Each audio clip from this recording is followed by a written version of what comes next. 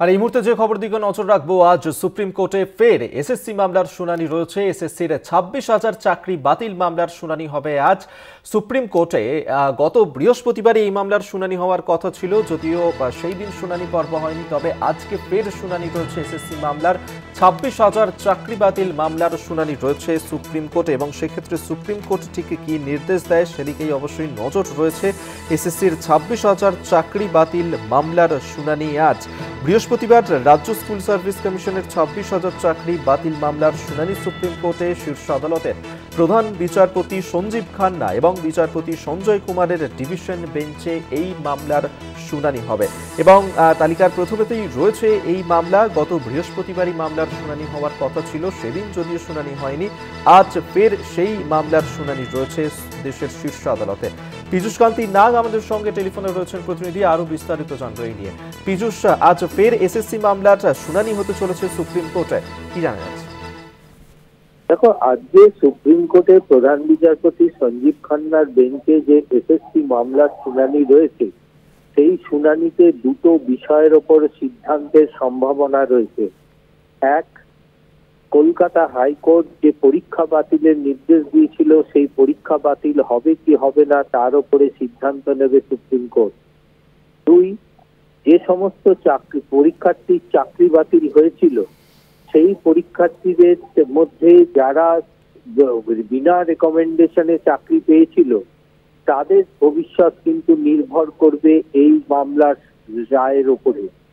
মূলত যদি আমরা পেছনের দিকে তাকাই, তাহলে দেখা যাবে যে গত এপ্রিল মাসে বিচারপতি দেবাংশু বসাক কলকাতা হাইকোর্টে নির্দেশ দিয়েছিলেন যে গ্রুপ বি, গ্রুপ সি, একাদশ এবং দ্বাদশ শ্রেণীতে যে শিক্ষক নিয়োগ হয়েছিল, সেই শিক্ষক নিয়োগের পরীক্ষা সম্পূর্ণ বাতিল বলে ঘোষণা করেছিলেন।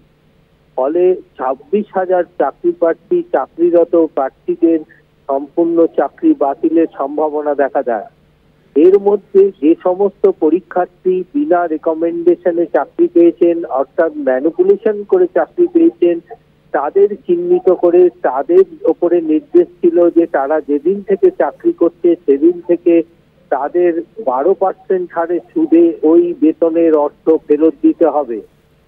সেই রায়কেই চ্যালেঞ্জ জানিয়ে বৈশাখী ভট্টাচার্য সুপ্রিম কোর্টে আবেদন জানায়, এবং সেই সময় প্রধান বিচারপতি চন্দ্রচূড় নির্দেশ দিয়েছিলেন যারা চাকরিহারা তারা কাজে যোগ দেবেন। তবে এক্ষেত্রে যারা ম্যানিপুলেশন করে চাকরি পেয়েছিল, অর্থাৎ রেকমেন্ডেশন যারা চাকরি পেয়েছিল, তাদের ক্ষেত্রে তৎকালীন প্রধান বিচারপতি চন্দ্রচূড়ের নির্দেশ ছিল তাদের একটা আন্ডারটেকিং দিতে হবে যে এই মামলার নিষ্পত্তির ওপরে তাদের চাকরি ভবিষ্যৎ তার নির্ভর করবে, এবং সেক্ষেত্রে তারা সেই বেতনের অর্থ ফেরত দেবে। এরপরেই বিচারপতি সঞ্জীব খান্না গতদিনকে যখন এই শুনানি পর্ব শুরু হয়, তখন কিন্তু বিচারপতি জানিয়ে দেন, বিচারপতির সামনে কল্যাণ বন্দ্যোপাধ্যায় এভিডেন্স অ্যাক্টের বিষয়টি তুলে আনেন।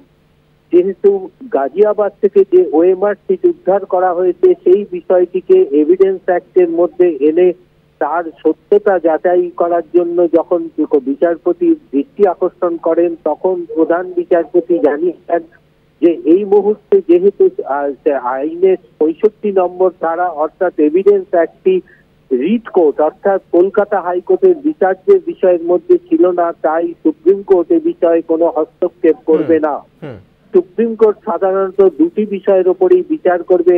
এক, কলকাতা হাইকোর্টের নির্দেশ অনুযায়ী পরীক্ষা বাতিলের নির্দেশ বহাল থাকবে কিনা, এবং পাশাপাশি যারা চাকরি পেয়েছেন, সেই বিনা রেকমেন্ডেশনে চাকরি পেয়েছেন, তাদের চাকরির ভবিষ্যৎ এবং সমগ্র চাকরির ভবিষ্যতের উপরেই বিচার করবে। মূলত বলে রাখা ভালো যে এই যে গ্রুপ বি, গ্রুপ সি, একাদশ এবং দ্বাদশ শ্রেণীতে পরীক্ষাতে শুধুমাত্র গ্রুপ ডি এবং গ্রুপ সির ক্ষেত্রে এসএসসি কর্তৃপক্ষ জানিয়েছেন যে 4,000-এর মতো বিনা রেকমেন্ডেশনে চাকরি পেয়েছে, কিন্তু একাদশ এবং দ্বাদশ শ্রেণীর ক্ষেত্রে সেই ডিমার্কেশন এখনো পর্যন্ত কোনো আদালতের কাছে জমা করতে পারেনি এসএসসি কর্তৃপক্ষ। সেই কারণের জন্যই কিন্তু বিচারপতি দেবাংশু বসাক সমগ্র পরীক্ষা বাতিল করেছিলেন। যদি আজ সুপ্রিম কোর্ট সমগ্র পরীক্ষা বাতিলের নির্দেশ দেয়, তাহলে সেক্ষেত্রে কিন্তু 26,000 চাকরি প্রার্থীদের, চাকরিরত যারা রয়েছেন তাদের ভবিষ্যৎ কিন্তু অনিশ্চয়তার মধ্যে পড়বে। এবং একেবারেই সেই ক্ষেত্রে আজকে সুপ্রিম কোর্ট এই মামলার শুনানি পর্বে ঠিক কি নির্দেশ দেয় অবশ্যই সেদিকে নজর থাকবে। আপাতত ধন্যবাদ। বিশ্বশান্তি নাগ আমাদের সঙ্গে টেলিফোনে ছিলেন।